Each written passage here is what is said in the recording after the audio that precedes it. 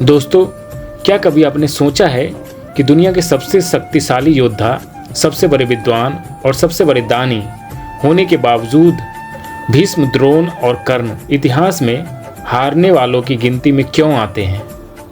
क्या केवल बाहुबल और शस्त्र ही जीत दिलाते हैं या इसके पीछे कोई और गहरा रहस्य है? नमस्कार दोस्तों, ज्ञान से प्रकाश एक शिक्षित समाज की ओर अग्रसर में आपका स्वागत है। आज हम महाभारत की उन 3 महान हस्तियों के जीवन से यह सीखेंगे कि हमारे द्वारा लिया गया एक गलत निर्णय कैसे हमारा पूरा इतिहास बदल सकता है। महाभारत के सबसे आदरणीय योद्धा थे भीष्म पितामह। उनके पास इच्छा मृत्यु का वरदान था और ऐसी शक्ति थी जिसे देवता भी नहीं हरा सकते थे। लेकिन उनकी सबसे बड़ी भूल क्या थी? उन्होंने अपनी प्रतिज्ञा और सिंहासन को धर्म से ऊपर रख दिया।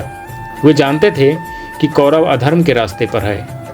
वे जानते थे कि द्रौपदी का अपमान गलत है, फिर भी वे चुप रहे। भीष्म का पतन हमें सिखाता है कि जब शक्ति सिद्धांत सत्य से अलग हो जाती है तो वह अंत में हार में बदल जाती है। सिर्फ ताकतवर होना काफ़ी नहीं है, उस ताकत का सही दिशा में इस्तेमाल होना जरूरी है।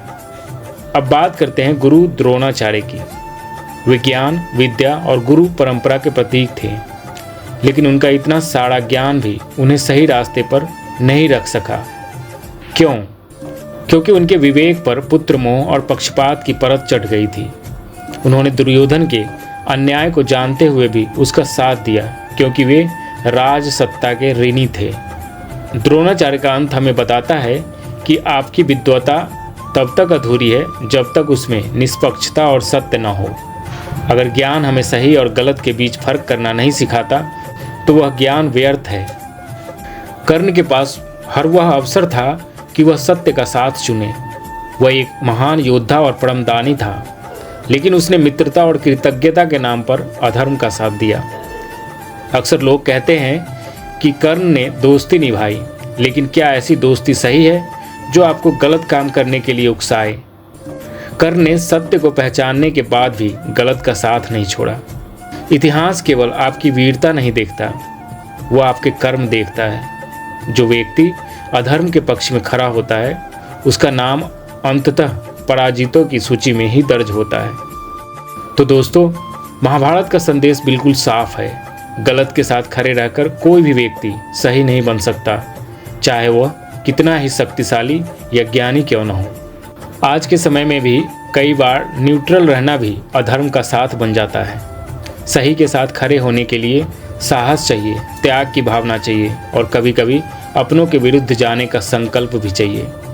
अंततः विजय उसी की होती है जो सिद्धांतों से समझौता नहीं करता।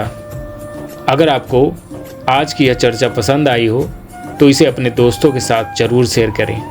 ज्ञान से प्रकाश एक शिक्षित समाज की ओर अग्रसर का उद्देश्य एक शिक्षित और जागरूक समाज बनाना है। कमेंट में जरूर बताएं कि आपके लिए धर्म और सिद्धांत के क्या मायने हैं। चैनल को सब्सक्राइब करना ना भूलें। मिलते हैं अगले वीडियो में। धन्यवाद।